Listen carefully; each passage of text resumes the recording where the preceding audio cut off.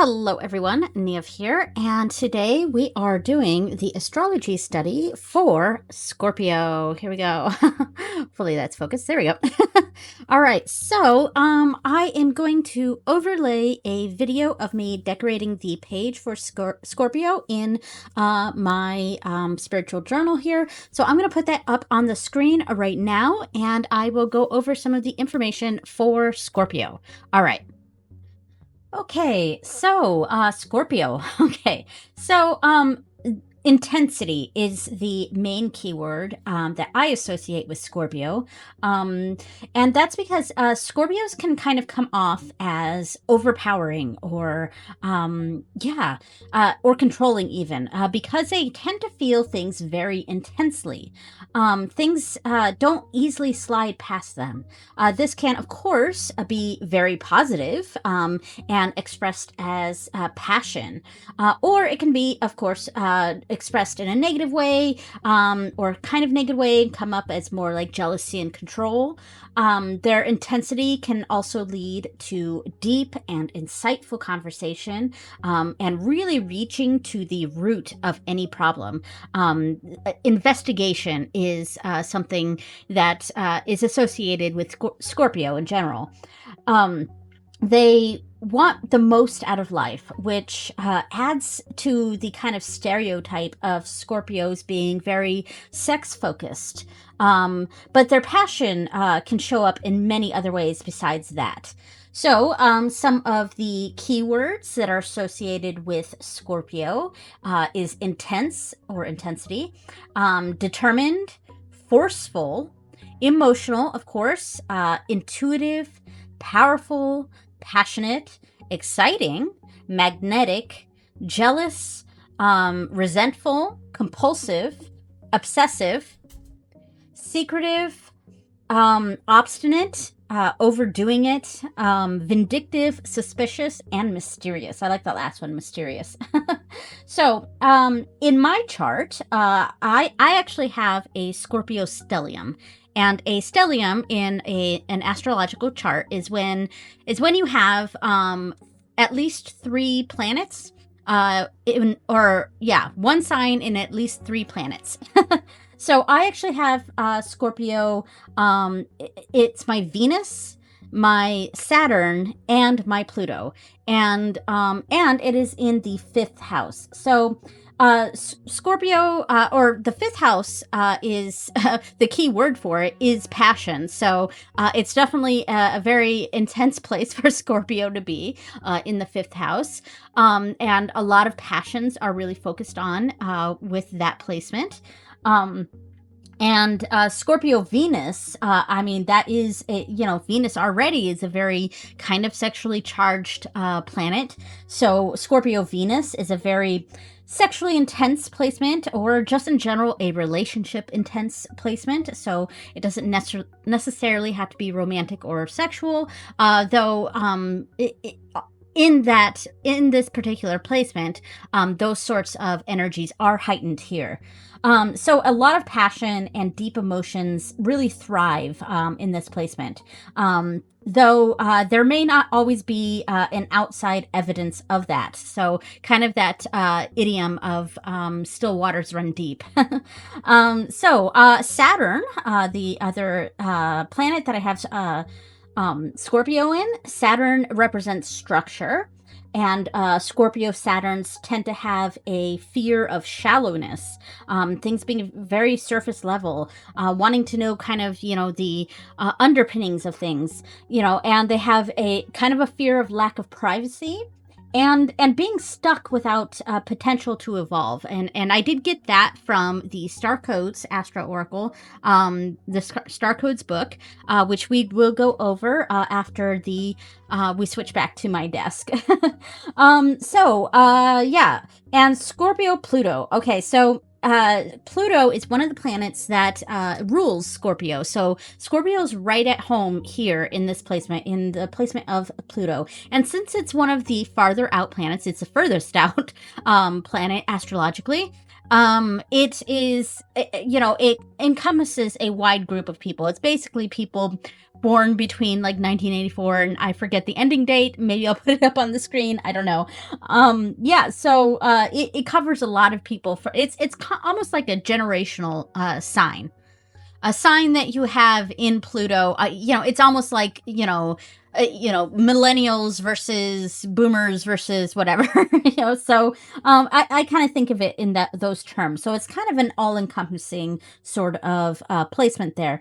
So Scorpio Pluto. Pluto's keyword is rebirth, and that really connects with Scorpio because Scorpio is the tarot card that the major arcana tarot card associated with Scorpio is the death card, and so death and rebirth, and it's no wonder that Pluto is one of the ruling planets of Scorpio. So Pluto represents basically the doorway from our solar system to other galactic realms. And that makes sense for it to be associated with death and rebirth and kind of a new cycle of things. So Scorpio Pluto faces their fears and looks death straight on, choosing life. And that was a quote essentially from the Starcodes book. So we will discuss the tarot cards when we come back. But Scorpio is a water sign. It is fixed.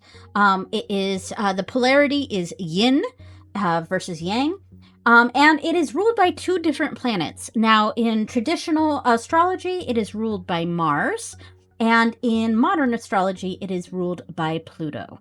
All right, let's go back to my table now.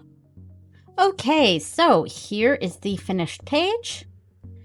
Pretty cool. I went with a red theme because red was kind of a color that really jumped out to me for Scorpio. And in fact, for the tarot deck that I picked, I almost went with the Mars Power Tarot just because that was the initial one that really called out to me for Scorpio. But I've actually already used that for Aries, and I think it fits Aries very well. Yeah, but, and I think it's because, that one called out to me because Scorpio is also ruled by Mars. And the other deck that I considered was the Pulp Tarot. And that's because that deck has a very almost kind of a sexual vibe to it, if that makes sense. And I did, in fact, use that deck when I did my Venus in Transit series last year, and we got to Venus Scorpio. I'm pretty sure I pulled out the Pulp Tarot to represent Venus in Scorpio. So I didn't use either of those decks, but I did use a different one that I think fits very well, and we'll get to that in a moment. So here we are, the Scorpio with Pluto and Mars. So Pluto, rebirth, Scorpio, investigate, Mars, motion. And these are the main keywords we associate here with the overall Scorpio energy. All right, so let me pull out my card information here. Okay, so as mentioned, when I was creating the pages for this, my Scorpio is in the 5th house, which represents passion. I have Scorpio Venus. Venus is beloved, so investigate beloved. So those sorts of, this passionate energy here. Scorpio, 5th house, Venus. I mean, woof, that's a lot of passion. And then Scorpio in Saturn. Saturn is structure, so that sort of structured energy here is represented via the Scorpio energy. And finally, my Pluto is also in Scorpio, so rebirth, and it's really at home here. So there we go. So the deck that I chose for Scorpio is the Murder of Crows Tarot. As I mentioned, I almost went with the Mars Power. Then I remembered I already used that. And then I almost sort of went with the Pulp Tarot, which I also already used for the Venus in Scorpio energy. And this one actually makes a lot of sense for Scorpio. It is a very intense deck. It's probably the most intense or the darkest deck that I have. I also could have maybe gone with the Witches Tarot here, this one here. I could have also used this deck. Yeah, because it does give me a little bit of a Scorpio vibe, but I think the Murder of Crows does a really good job with that Scorpio energy. So the Death card, that is the major arcana that is most associated with Scorpio. And I did grab the book for the Murder of Crows, just kind of skim through what it says on the Death card here. And yeah, so it says, and now has come the herald of all endings, the angel of oblivion. Black wings spread above him, blotting out the stars. It is a silence between one word and the next. He is time, the great devourer. It serves no purpose to struggle against the door he closes behind you. Your task now is to find a new path. So keywords being like closure, closing the present chapter, sickness and weakness, fear and change, the change for something new to grow out of the ashes of the old. And that is a really good depiction of Scorpio, I think, too. That darker energy. And of course, Scorpio isn't always dark. I think deep is also a really good keyword for Scorpio. You know, when I said intensity, yes, intense for sure. Intense, deep, and that investigate keyword that Starcodes uses. I think those are all really good keywords for Scorpio. So, and then we have the Knight of Cups, which is not what I would initially pick for the court card to represent Scorpio. And throughout this series, I've kind of been, you know, flying by the seat of my pants when trying to pick court cards for these different signs, and kind of going off of some feeling and stuff, but I kind of wish there was a bit more structure to it. So I started using, a few signs ago, I started using the infographic that's on Labyrinthos, and it basically assigned all the knights to the fixed signs, and Scorpio is one of the fixed signs. So the fixed water sign is the Knight of Cups, and I do see that for Scorpio. It's just, it wouldn't have been the first one I thought of. And oddly enough, you know, if I were to think of something that initially feels like Scorpio energy to me, it would probably be the Queen of Swords, which is in a completely different suit, of course. And that sort of energy does sort of feel Scorpio to me, but at the same time, you know, it doesn't, you know, the sword suit being the suit of the mind, it's not quite there with Scorpio, because Scorpio, you know, that deep, deep keyword that I was talking about there, the still waters run deep idiom, that's more Scorpio, and it is a deep thing. So the cups, you know, even them not, like, even if they weren't represented by water, the cups just make sense for Scorpio because of that, the deep bowl of the cup, you know. So yeah, in general, that does make sense. And the romanticism aspects of the Knight of Cups here does make sense for Scorpio. And we think of the Knight of Cups as being kind of intensely in love, and so much so that he kind of has blinders on to it. He kind of has those rose-colored glasses on the reality of the situation, and he's kind of caught up more in the fantasy of or the romanticism of the relationship or the situation, and that's kind of the Knight of Cups. And the Knight of Cups is very, very passionate. It is a very passionate card, so it makes a lot of sense for Scorpio. And then we have the Decan cards here, and that is the 5, 6, and 7 of Cups. And the 5 of Cups is an interesting one. So a lot of people don't like the 5 of Cups because they think it, because it kind of has that general feeling of loss. And we do have that loss there, but I kind of read the 5 of Cups as being more hopeful or slightly more optimistic, as opposed to pessimistic. And and saying that we need to refocus our energy, because typically with the Five of Cups we see a couple of cups overturned, and the person is focusing on the overturned cup, or overturned cups, instead of focusing on the cups he has off to the side that are still full and upright, and there you go. So I kind of read into that aspect of the Five of Cups. So and maybe it's taking it more on a positive spin of things. I don't know, but it's just how that card comes across to me. It's kind of a refocusing card. Like, we're focusing on the wrong thing. We need to refocus on something that makes more sense, and something that we can appreciate more. And how that might connect to Scorpio. I mean, it is feeling that loss very intensely. And in this depiction of the Five of Cups, we kind of have like this crow is kind of trying to knock over the cup, and he's focusing more on yelling at the crow. Yeah, and it's an interesting take, and I wonder what the book says about it. I might have to look that up real quick.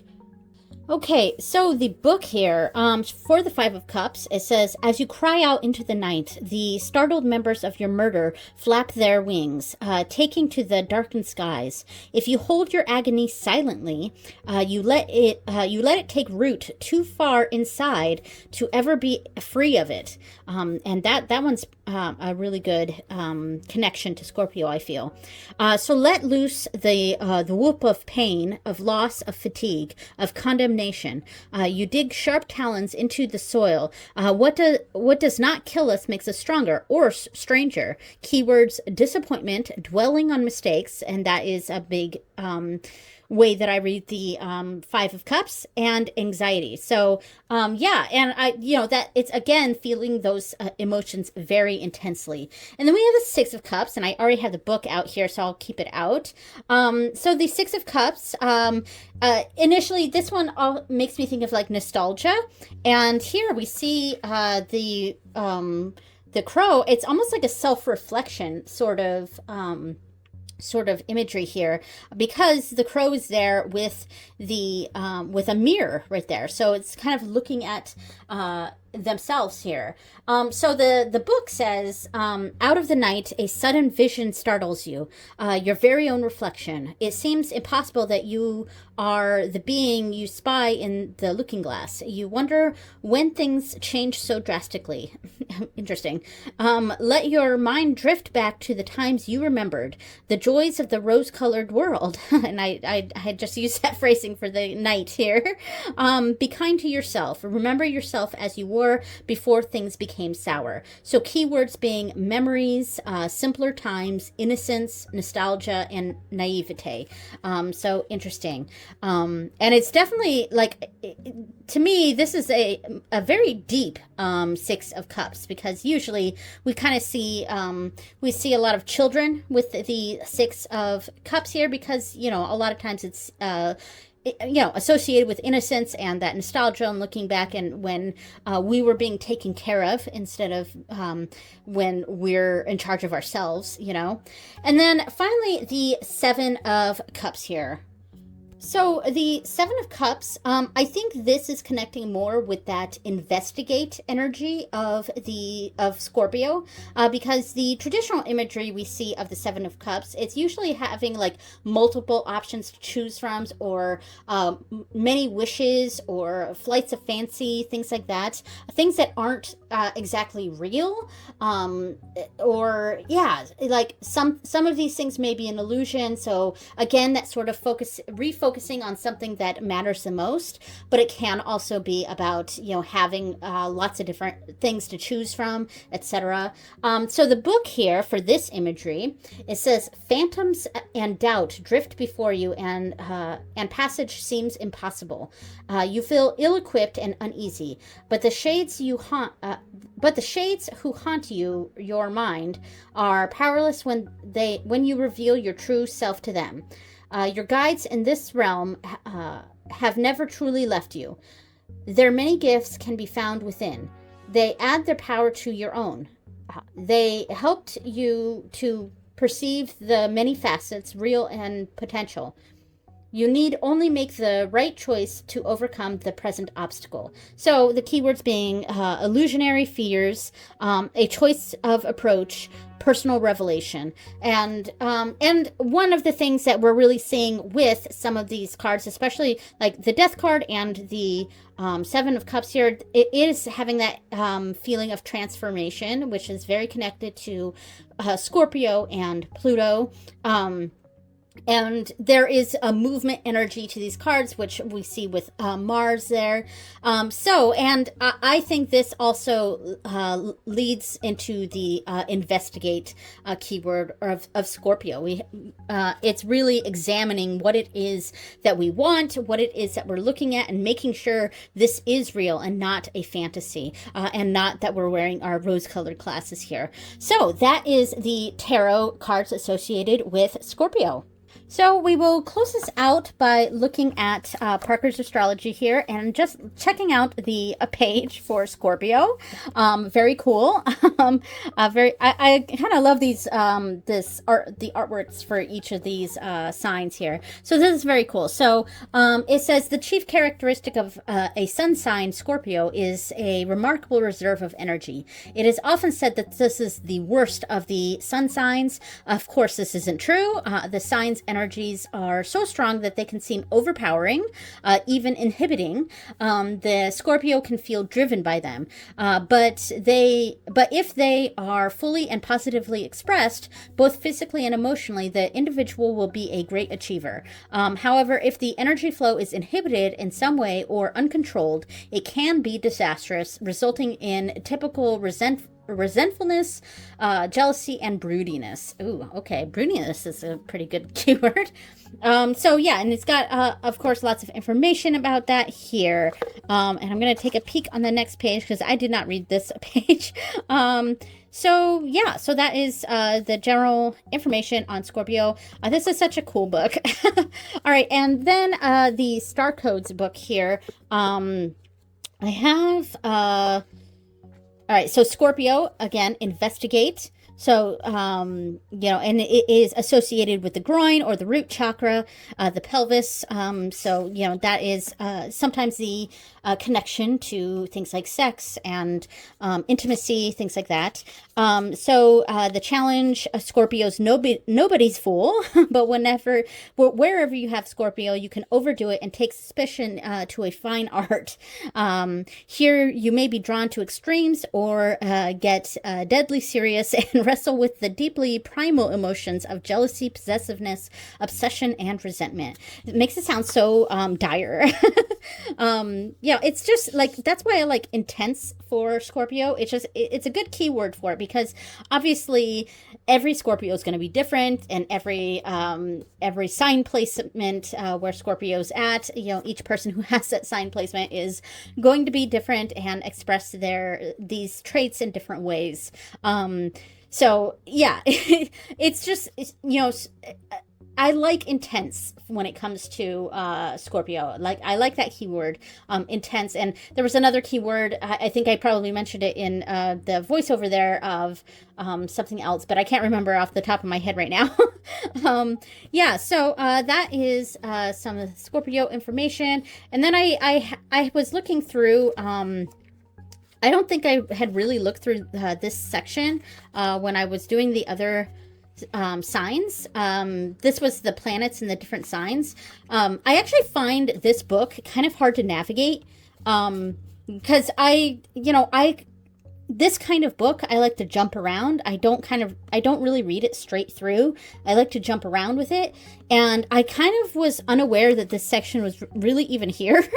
And that's just my not being very good at navigating books in general. But this book I find really difficult to manage. And so I did go through and kind of highlight all my planetary positions, like Mercury in Libra and Venus in Scorpio, and highlighted them so it would be more helpful. And then I highlighted Scorpio here. Let's see. Right here. So Venus and Mars ruled Scorpio, because some of them say Mars ruled and some of them say Pluto ruled, and some of them say Mars and Pluto ruled. So I find that a little confusing. Obviously, I'm going to have to figure out where I need to read about that in this book. But yeah, I'm not very good at navigating reference books like this, and I find this book a little bit difficult to navigate. And then Saturn and Mars and Pluto ruled Scorpio can bring some interesting control issues, both around sexuality and behind the scenes in any organization. You have a fear of shallowness, and this was what I had put in my book, of people poking into your personal business and of being stuck without the potential to evolve. You know secrets, whether in the therapeutic context or in a power broking kind of way, and are drawn to transformative work, make a positive transformation. So cool. And then also Pluto. So Pluto, and this one, as you go further into the planets, you get less and less specific with the kinds of energies the signs have on those planets, because they're more wide-reaching. That's why in the beginning, we especially like Mercury, Venus, Mars, there's a lot written for each of the signs. But when we get down here to Pluto, there's just a simple sentence here. So Pluto in Mars and Pluto ruled Scorpio can believe in and be transformed by looking at the life and death and death straight in the eye, facing worst fears and choosing life. So there we go. Cool. All right. So that was everything for Scorpio. Thank you so much for watching, everyone, and I will see you next time. Bye.